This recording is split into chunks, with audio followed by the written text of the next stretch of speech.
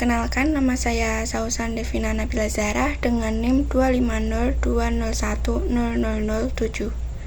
Pada kesempatan kali ini, saya akan membahas tentang etika penggunaan Artificial Intelligence atau AI di dalam dunia pendidikan, khususnya bagi mahasiswa seperti kita ini. AI dari sekarang, kecerdasan buatan atau Artificial Intelligence AI di masa kini kian pesat. Kini AI terus dikembangkan untuk mendukung ilmu pengetahuan dan teknologi termasuk di bidang pendidikan. Komputer IBM Indonesia menyebut pentingnya peran teknologi AI dalam transformasi digital di Indonesia. Secara tegas, Presiden Direktur IBM Indonesia Roy Kosasih mengatakan manusia tidak akan digantikan oleh AI, namun dengan syarat sumber daya manusia dilatih untuk adopsi teknologi digital. Teknologi AI ini juga mulai menggantikan beberapa pekerjaan manusia yang membuat perkembangan teknologi ini juga harus diperhatikan. Kecerdasan buatan Artificial Intelligence atau AI adalah bidang ilmu komputer yang didesain untuk belajar dan berpikir seperti manusia. AI memiliki kemampuan mesin dan program untuk memproses informasi dan memperbaiki kinerja mereka seiring waktu. Dalam era digital, teknologi AI dapat membantu efisiensi dan produktivitas kerja di beragam sektor, termasuk manufaktur, perbankan, hingga kesehatan. Namun perkembangan pesat AI ditakutkan akan menjadi ancaman bagi pekerjaan manusia karena memiliki keunggulan dalam melakukan pekerjaan yang repetitif dan tidak membutuhkan proses berpikir kreatif. apa fungsi stomata? Tempat pertukaran antara oksigen dan karbohidrat yang terjadi di laut. 100. Masih soal IPA, apa fungsi pemecah gelombang yang dipasang di tepi-tepi laut? Mencegah abrasi. 100. Soal matematika, panjang sisi sejajar sebuah trapesium 29 cm dan 33 cm. Jika tinggi trapesium 40 cm, berapakah luasnya? 1240. 100. AI semakin pintar, tapi apakah itu menjadi dampak baik atau buruk untuk mahasiswa seperti kita ini? Di era digital saat ini, teknologi berkembang sangat pesat. Salah satunya adalah Artificial Intelligence atau AI. Dalam dunia pendidikan, AI sudah banyak digunakan oleh mahasiswa. Contohnya seperti membantu mencari referensi, merangkum materi, menjelaskan konsep yang sulit, serta membantu menyusun ide dalam sebuah penulisan. Namun, di balik kemudahan tersebut, penggunaan AI juga harus memperhatikan etika. Hal ini penting agar mahasiswa tetap jujur, bertanggung jawab, dan tidak melanggar aturan akademik. Selanjutnya, saya akan membahas tentang beberapa prinsip etika dalam penggunaan AI. Prinsip yang pertama adalah kejujuran akademik. Mahasiswa harus tetap jujur dalam mengerjakan tugas. AI boleh digunakan sebagai alat bantu, tetapi bukan untuk menggantikan usaha kita sepenuhnya. Sebagai contoh, penggunaan yang benar adalah ketika mahasiswa menggunakan AI untuk memahami materi, lalu menuliskan kembali dengan bahasanya sendiri. Sedangkan penggunaan yang salah adalah mencari langsung jawaban dari AI tanpa mengubah atau memahami isinya. Prinsip yang kedua adalah tanggung jawab.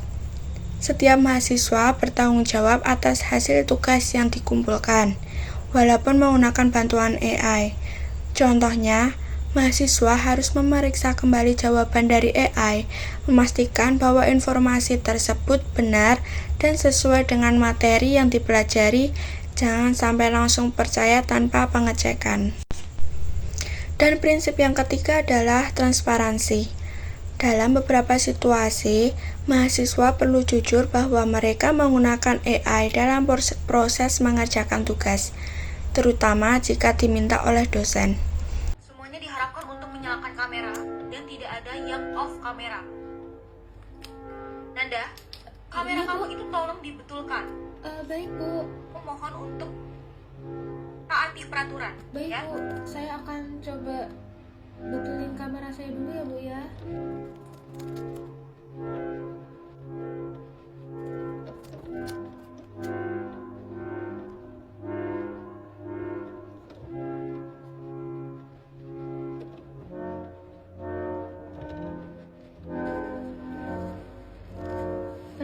saya sudah selesai dan kamera saya sudah kembali lagi, Bu. Kemudian prinsip yang keempat adalah berpikir kritis. AI tidak selalu memberikan jawaban yang benar. Oleh karena itu, mahasiswa harus mampu menyaring dan memverifikasi informasi dari AI.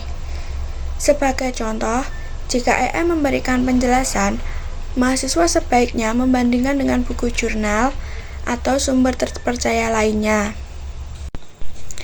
Untuk prinsip yang kelima adalah tidak bergantung sepenuhnya pada AI. AI hanyalah alat bantu, bukan pengganti kemampuan berpikir manusia. Ingat, AI itu alat, bukan pengganti guru atau teman diskusi. Gunakan AI dengan bijak sebagai partner belajar yang bantu.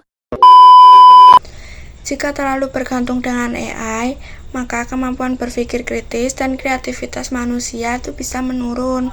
Selanjutnya, kita akan membahas manfaat penggunaan AI dalam pendidikan jika digunakan secara etis. AI dapat membantu mahasiswa memahami materi dengan lebih mudah. Selain itu, AI juga dapat menghemat waktu dalam mencari informasi dan meningkatkan produktivitas belajar. Contohnya, mahasiswa dapat menggunakan AI untuk merangkum jurnal yang panjang atau mendapatkan penjelasan sederhana dari suatu konsep yang rumit. Namun, jika digunakan secara tidak etis, AI juga memiliki beberapa dampak negatifnya. Dampak negatif dari penggunaan AI adalah yang pertama ada plagiarisme, yaitu mengambil karya orang lain tanpa izin atau tanpa mencantumkan sumbernya. Kelihatan pintar, tapi sebenarnya hanya copy-paste. Tadi saya membaca sebuah tugas siswa. Tulisannya rapi, bahasanya juga sangat bagus. Awalnya saya senang, tapi setelah saya periksa lagi, ternyata tulisan itu sama persis dengan yang ada di internet. Itulah yang disebut plagiarisme, mengambil karya orang lain tanpa menyebut sumbernya. Dampak yang kedua adalah menurunnya kemampuan berpikir karena terlalu bergantung pada AI. Lama amat. Cepetan dong. Iya bentar. Ini gak refresh soalnya, Pak. Pertanyaan gampang itu. Ngapain sih pakai ChatGPT? Mana gampang, Pak? Siapa suruh kasih soal ujian kayak gini? Ini kan hari pertama saya masuk sekolah, Pak. Gua cuma nanya nama. Iya, saya mana tahu, Pak. Nama lo, nama. Masa kamu gak tahu nama kamu sendiri? Gini deh. Orang tua kamu manggil kamu apa di rumah? Apa ya? Orang tua kamu manggil kamu apa? Bentar dong, Pak, saya gitu-gitu dulu. Oh, ada apa? Mereka manggil saya nak. Kalau temen kamu manggil kamu apa? Bro, Pak. Temen saya manggil saya bro, Pak. Ya nggak mungkin lah. Masa nama kamu bro? Itu bukan nama saya, Pak. Mereka tuh nggak bisa ya ngerjain hal simple tanpa nanya ChatGPT. Bentar, Pak. Bukannya tadi Papa bikin channel pakai ChatGPT juga ya, Pak? Enggak. Nama Papa siapa? Nama Papa siapa? Siapa nama Papa? Gak tahu. Gak tahu. Saya gak tahu. Dampak yang ketiga adalah informasi yang tidak akurat, karena AI tidak selalu memberikan jawaban yang benar. AI makin canggih, tapi ternyata masih bisa bikin kesalahan fatal. Kelompok advokasi Austria, NOIP, baru saja menggugat OpenAI karena ChatGPT memberikan informasi palsu tentang seorang pria Norwegia. Saat pria ini bertanya tentang dirinya sendiri, ChatGPT justru menyebut dia dihukum 21 tahun penjara karena membunuh anak-anaknya. Padahal hal itu tidak pernah terjadi. Yang bikin ngeri, AI ini juga mencampurkan informasi asli seperti jumlah anak dan kota kelahirannya, membuat kebohongan ini makin meyakinkan. NOIP menilai ini melanggar regulasi GDPR di Uni Eropa yang mewajibkan data pribadi akurat dan bisa dikoreksi. Mereka menegaskan, sekadar menambahkan peringatan bahwa AI bisa salah, bukanlah solusi. Dan dampak yang terakhir adalah pelanggaran aturan akademik yang dapat berujung pada sanksi dari kampus. Berikut adalah beberapa contoh kasus dalam kehidupan mahasiswa. Kasus pertama yaitu seorang mahasiswa menggunakan AI untuk membuat makalah, lalu langsung mengumpulkannya tanpa membaca ulang isi makalahnya. Hal ini termasuk penggunaan yang tidak etis. Kasus yang kedua adalah mahasiswa menggunakan AI untuk memahami materi, kemudian menuliskannya kembali dengan pemahaman sendiri. Ini merupakan penggunaan yang sangat etis. Kasus yang ketiga, mahasiswa menggunakan AI saat ujian tanpa izin. Hal ini termasuk kecurangan akademik dan sangat tidak diperbolehkan. Dan ini juga termasuk penggunaan yang tidak etis. Dari pembahasan tersebut, kita dapat memahami bahwa penggunaan AI harus dilakukan dengan sangat-sangat bijak. Adapun cara penggunaan AI secara etis antara lain: 1. Menggunakan AI sebagai alat bantu. 2. Memahami hasil yang diberikan. 3. Mengembangkan jawaban dengan pemikiran sendiri. 4. Selalu memeriksa kebenaran informasi. Sebagai penutup, dapat disimpulkan bahwa AI merupakan teknologi yang sangat bermanfaat dalam dunia pendidikan.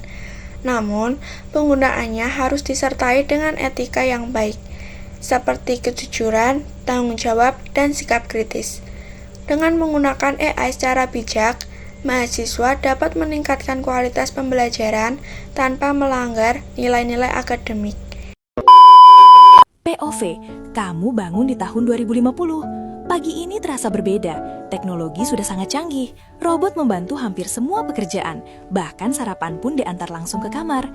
Di luar jendela mobil sudah bisa terbang, dan kota terlihat seperti masa depan di film-film. Tapi ternyata, meskipun dunia berubah begitu cepat, kebahagiaan tetap datang dari hal yang sederhana. Menikmati pagi yang tenang dan secangkir kopi hangat. Sekian yang dapat saya sampaikan. Terima kasih. Wassalamualaikum warahmatullahi wabarakatuh.